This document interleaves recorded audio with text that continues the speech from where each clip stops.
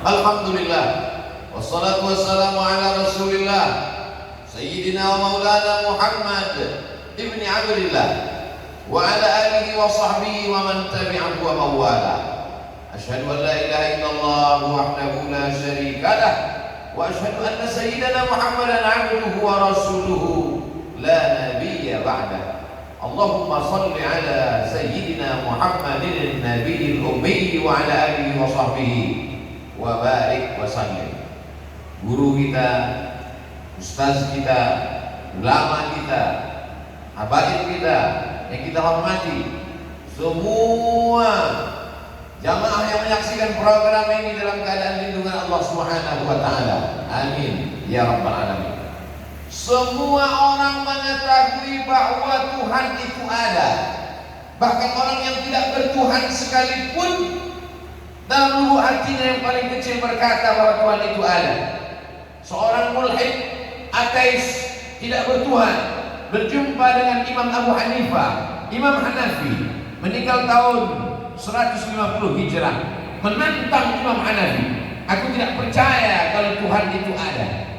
Imam Hanafi tersenyum. Andai kau pergi ke tengah lautan, sampai di tengah laut kapal yang kau tumpangi pecah dipukul ombak dipas gelombang, lalu kemudian engkau hanya berpegang kepada sekeping kayu yang terapung di atas lautan, kakimu tidak menginjak tanah dan tepian tidak terlihat, apakah di dalam lubuk hatimu yang paling kecil berkata di sana ada Dia yang maha besar yang akan menyelamatkan engkau? Jujurlah, jangan dusta. Maka dia berkata, ya, di dalam lubuk hatiku yang paling dalam aku bisa merasakan bahwa di sana ada Dia yang maha besar, tapi aku tidak tahu siapa namanya. Maka Imam Hanafi berkata, itulah Allah.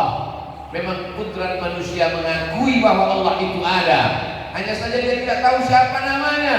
Maka datanglah makhluk yang paling mulia Sayyidina Maulana Muhammad sallallahu alaihi wasallam mengajarkan Allah. Siapa namanya? Allah. Adakah Tuhan selain Dia? La ilaha illa huwa. Dia tidak sekedar hidup. Al-Hayyu, Dia maha hidup. Dia mengatur kehidupan kita. Al-Qayyum. Kalau memang Dia ada, apakah Dia punya sesuatu? Lahu ma fis samawati wa ma fil ardh. Adakah yang mampu memberikan perlindungan, pertolongan kalau Dia tidak izin? Man alladzi yashfa'u 'indahu illa bi'idhnih. Apakah Dia tahu apa yang kita lakukan? Ya'lamu ma baina aydihim wa ma khalfahum wa la yuhituna bi syai'in min 'ilmihi illa bima syaa'. Kalau memang Dia ada, bagaimana kekuasaannya? Wasi'a kursiyyuhus samawati wal ardh. Sulitkah Dia untuk mengatur cacing tanah yang berada di dalam lubang-lubang tanah? Sulitkah Dia untuk memberikan rezeki kepada semut-semut yang berada di dalam lubang-lubang kayu? Wala yauduhu hifdhuhuma wa huwal 'aliyyul 'azim. Ketika ayat itu kita baca, kuatlah keyakinan kita bahwa Dia ada. Namanya jelas, Huwa Ar-Rahman, Ar-Rahim, Al-Malik, Al-Qudus, As-Salam, Al-Mu'min, Al-Muhaimin, sampai kepada Ar-Rasyidus Sabur, alladzi laisa kamitslihi syai'un wa huwas samiul basir. Semua mengetahui bahwa Allah itu ada, tapi tidak semua orang merasakan bahwa Dia sedang berada dalam pandangan Allah Subhanahu wa taala. Maka kita diajarkan wujud tidak baqa mukhalafatu lil hawadits qiyamuhu bi nafsihi wahdaniyah qudrat iradat ilmun hayat sama basar kalam. Sifat 20 menurut Imam Abdul Hasan Al-Asy'ari, akidah Ahlussunnah wal Jamaah, mengenal Allah awwaluddin. Perkara pertama dalam agama ini adalah mengenal Allah Subhanahu wa taala. Setelah dia mengenal Allah, maka dia pun mulai meyakini bahwa dia diperhatikan, dilihat, muraqabatullah, dipersaksikan oleh Allah Subhanahu wa taala. Bagaimana caranya supaya kita merasa dilihat Allah? Pada saat kita angkat takbiratul ihram, mulut kita berkata Allahu Akbar. Dari sejak kecil kita diajarkan jangan menggaruk kepalamu walaupun gatal. Masih teringat ayah kita, ibu kita mengajarkan jangan berpindah tempat nak. Saat itu kita sedang diajarkan bahwa kau berada dalam pengawasan Allah. Salat qabliyah paling 2 menit 3 menit. Salat zuhur paling 5 menit. Berjamaah 7 menit. Lalu kemudian diajarkan lebih lama merasakan pengawasan Allah Subhanahu wa taala. Berawal dari kumandang azan subuh 50 ayat sebelum azan subuh berkumandang, sahur namanya. Nawaitu shoma ghadin an ada'i fardhi syahr Ramadan hadhihi sanati lillahi ta'ala. Seorang laki-laki yang balik berakal baru wajib berpuasa, tapi anak-anak kecil diajarkan supaya dia merasakan bahwa dia sedang diawasi oleh Allah Subhanahu wa ta'ala. Dia masuk ke dalam toilet, WC, kamar mandi jam 2 siang, panas terik, tidak ada yang melihat, tidak ada CCTV, tidak ada makhluk hidup di dalamnya, terkunci, tertutup, rapat, tak ada yang memperhatikannya. Tapi saat itu dia tidak akan mau mengambil air, meneguk 1, 2, 3, karena dia sedang merasakan bahwa dia diawasi, diperhatikan, dilihat Allah. Hati kecilnya berkata, aku mesti menjaga puasaku sampai azan maghrib berkumandang. Lalu kemudian ada yang lebih lama lagi daripada itu. Diawali pada tanggal 8 Zulhijjah hari Tarwiyah, tanggal 9 hari Arafah, tanggal 10 hari Nahar. Selama 3 hari dia merasakan bahwa dia diawasi oleh Allah. Rambutnya punya dia, bulu tangannya punya dia, bulu hidungnya milik dia. Tapi dia tidak mau mencabutnya, tidak mau memotongnya. Kenapa? Karena saat itu dia sedang berada dalam keadaan ihram, yang halal menjadi haram. Saat itu dia sedang berada pada pakaian ihram. Saat itu dia sedang berada di tanah haram. Inilah waktu yang paling lama merasakan bahwa dia sedang berada pada pengawasan Allah Subhanahu wa ta'ala.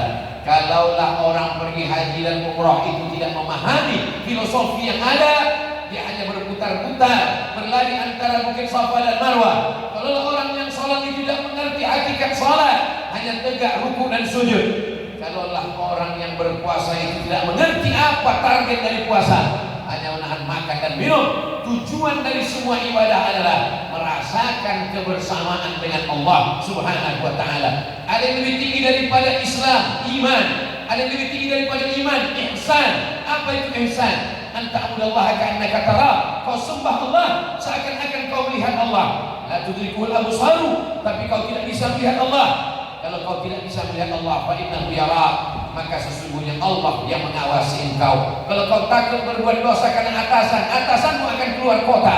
Kalau kau takut berbuat maksiat karena CCTV, kabelnya akan dimakan tikus. Tapi kalau kau takut melakukan dosa karena kau merasakan pengawasan, muraqabatullah, dilihat Allah, diperhatikan Allah, wa huwa ma'akum aina ma kuntum, kau selalu berada bersama Allah dimanapun kau berada. Disitulah puncak tauhid, puncak amal, puncak daripada segalanya adalah merasa sunyi di tengah keramaian, merasa ramai di tengah kesunyian. Nampaknya ramai, tapi sebenarnya hanya berdua dengan Allah. Nampaknya sunyi, tak ada orang, tapi sebenarnya ramai karena selalu merasa bersama dengan Allah Subhanahu wa ta'ala. Mudah-mudahan kita selalu merasakan selalu dalam pengawasan Allah Subhanahu wa ta'ala. Sangat senang. Lalu kemudian dapat ujian amat sangat susah hati, berarti kita belum merasa bahwa kita diawasi Allah. Kenapa? Karena ketika dapat nikmat senang sekali, berarti karena nikmatnya, bukan karena si pemberi nikmat. Ketika kita diuji dengan ujian amat sangat terpukul, kita tidak melihat pada yang memberi ujian itu. Ada 3 orang diberi pena oleh raja.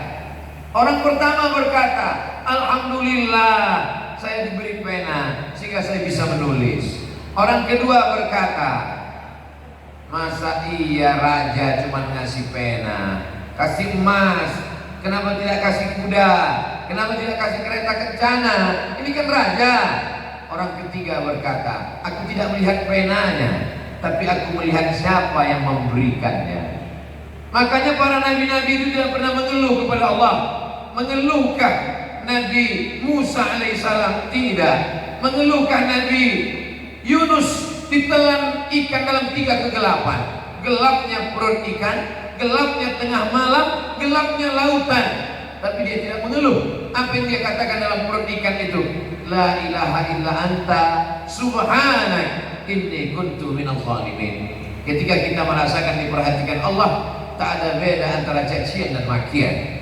Pujian tidak membuat melambung, cacian tidak membuat murung. Tapi itu hanya mudah diucapkan. Ketika dibully oleh haters dan buzzer, kita susah hati juga. Mohon maaf. Nangis juga. Ya, berikut.